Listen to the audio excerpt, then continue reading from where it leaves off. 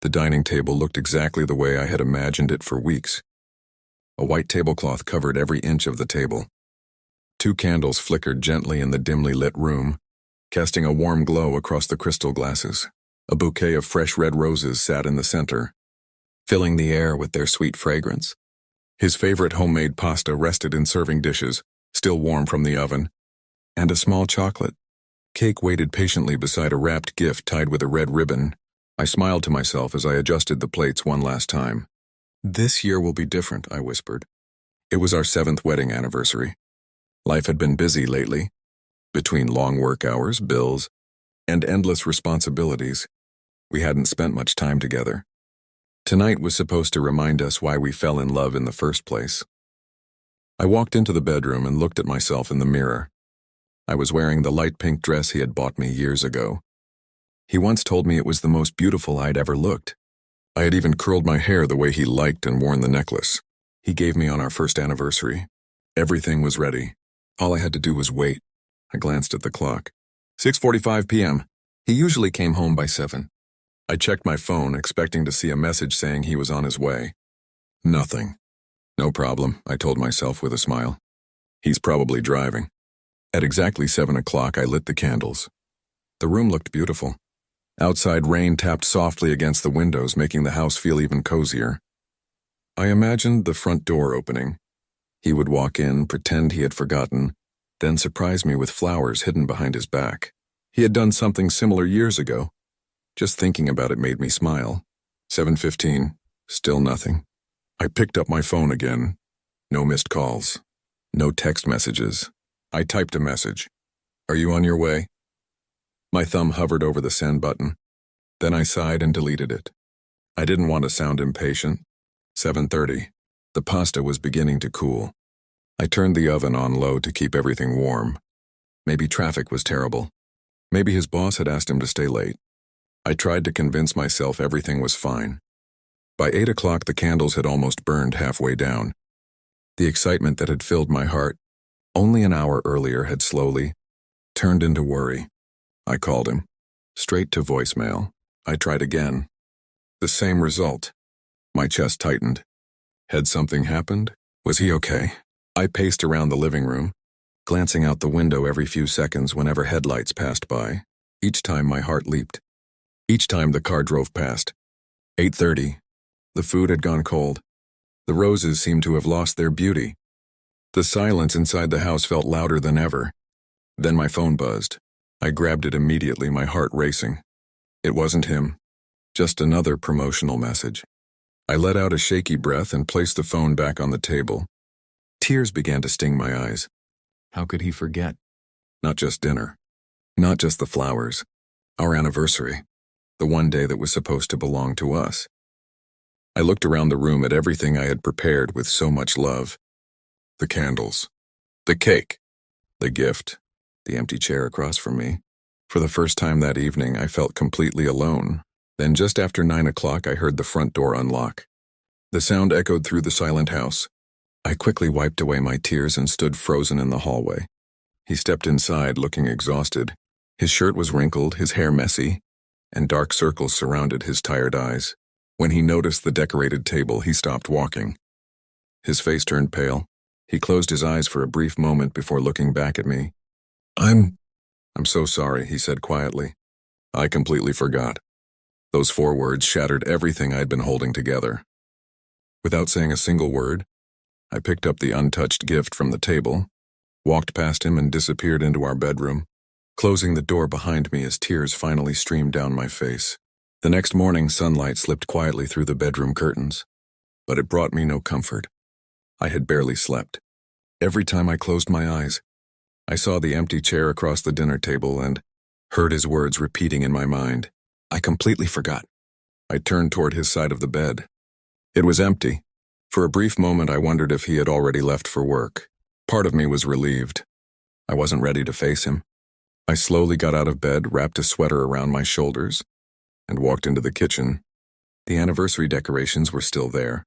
The candles had burned down into little pools of wax. The bouquet of roses had begun to droop, and the untouched cake sat exactly where I had left it. The sight made my chest ache. Without thinking, I started cleaning. I threw away the melted candles, folded the tablecloth, and packed the leftovers into containers. With every plate I washed, I replayed the night in my mind. Maybe our marriage wasn't what I thought it was anymore. Maybe work had become more important than us. Maybe I wasn't important anymore. Those thoughts hurt more than I wanted to admit. As I wiped the kitchen counter, I noticed his phone lying on the coffee table. He never left home without it. I frowned. That wasn't like him at all. Just then, the phone vibrated. The sudden sound echoed through the quiet house. The screen lit up with a new message.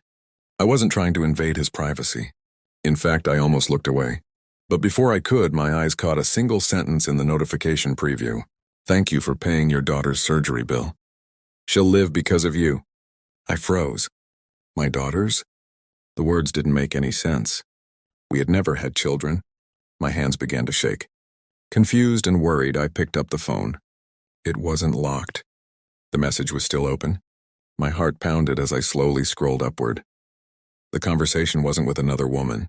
It was with his older sister.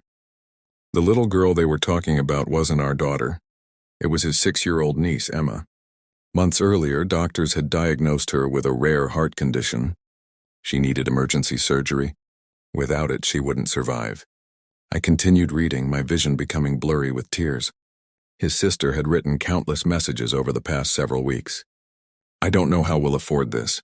The hospital won't schedule the surgery until we can make the payment. I don't want to lose my little girl." Then I reached his replies. "Don't worry. I'll figure something out. Emma is family. She deserves a chance to live." I covered my mouth as tears rolled down my cheeks. I kept scrolling. Bank receipts, transfer confirmations, hospital invoices. Every payment had come from his personal savings. Then another message appeared. "I still can't believe you sold your motorcycle." My eyes widened. His motorcycle? The old vintage bike sitting in our garage wasn't just a vehicle. It had been his biggest dream since college. He spent years restoring it piece by piece. Whenever life became stressful, he would disappear into the garage for hours, polishing it, repairing it, smiling like a little kid. He always said one day we'd take a road trip across the country on it. It wasn't just a motorcycle. It was part of who he was. Yet he had sold it without telling anyone. Another message followed. "You gave up everything for Emma. How can we ever repay you?" His response was only one sentence. "Just promise me she'll get to grow up." At that moment, I felt something inside me break. The expensive anniversary dinner. The flowers he usually bought every year. The necklace I secretly hoped he would surprise me with. None of it had happened because every dollar he had saved had gone toward keeping a little girl alive. My anger slowly dissolved into overwhelming guilt. I remembered how tired he had looked when he came home. His wrinkled clothes, his trembling hands, the sadness in his eyes. He hadn't looked like a man who simply forgot. He looked like someone carrying the weight of the world on his shoulders. As I continued scrolling through the messages, one final photo appeared. It had been sent only a few hours before he came home. Emma was lying in a hospital bed surrounded by machines. I wiped away my tears, took a deep breath, and grabbed my car keys. There was only one place I needed to be. The hospital. The drive felt longer than ever. Every red light gave me another moment to think about everything I had discovered. The messages, the bank transfers, the motorcycle he had loved for years, the little girl whose life he had quietly saved. I couldn't stop thinking about the pain he must have carried alone. He never asked anyone for praise. He never told me what he had done. Instead, he had chosen to shoulder the burden by himself, even if it meant ruining the one evening we had both been looking forward to. As I pulled into the hospital parking lot, my heart raced. The building looked cold and quiet beneath the gray afternoon sky. Families walked through the entrance carrying flowers, balloons, and coffee cups. Some smiled with relief. Others looked exhausted from sleepless nights. I suddenly understood the weight so many people carried behind closed doors. Inside, the smell of disinfectant filled the air. Nurses hurried through the hallways while doctors spoke, softly with worried families. I looked around until I spotted him at the far end of the corridor. He was sitting alone outside the intensive care unit. His elbows rested on his knees and his hands covered his face. For the first time since I had known him, he looked completely defeated. His usually neat hair was messy. His shirt was wrinkled. Dark circles surrounded his eyes. He looked like someone who hadn't slept in days. I slowly walked toward him. The sound of my footsteps made him lift his head. When he saw me standing there, surprise filled his face. He immediately stood up. I wasn't expecting you," he said quietly. For a moment, neither of us spoke. The silence between us felt heavy. Then he looked down at the floor. "I'm sorry about last night," he whispered. "I know how much our anniversary meant to you. I really did have something planned. I bought reservations weeks ago. I even ordered your favorite flowers." His voice began to shake. But when the hospital called yesterday morning, he couldn't finish the sentence. He closed his eyes and took a slow breath. They said Emma needed the surgery immediately. Without the payment, they couldn't move forward. I couldn't let that happen. I thought I could make it back home before dinner. I thought I could do both. But everything took longer than expected. I kept telling myself I'd call you. Then another doctor came. Then more paperwork. And before I knew it, his eyes filled with tears. I forgot. He looked at me with so much regret that my own heart broke all over again. "I know I hurt you. I never wanted to. I'll understand if you're angry." Before he could say another word, I stepped forward and wrapped my arms around him. For a second, he stood completely still. Then I felt him slowly hug me back. His shoulders began to shake. He had been trying so hard to stay strong. Now he didn't have to anymore. We stood there in the middle of the hospital hallway, holding each other as tears quietly fell from both of our eyes. "I'm the one who's sorry," I whispered. "I thought you had forgotten because you didn't care. I was so focused on my own pain that I never imagined what you were going through." He gently pulled away and looked at me. "You have nothing to apologize for," he said softly. "I should have called. I should have told you.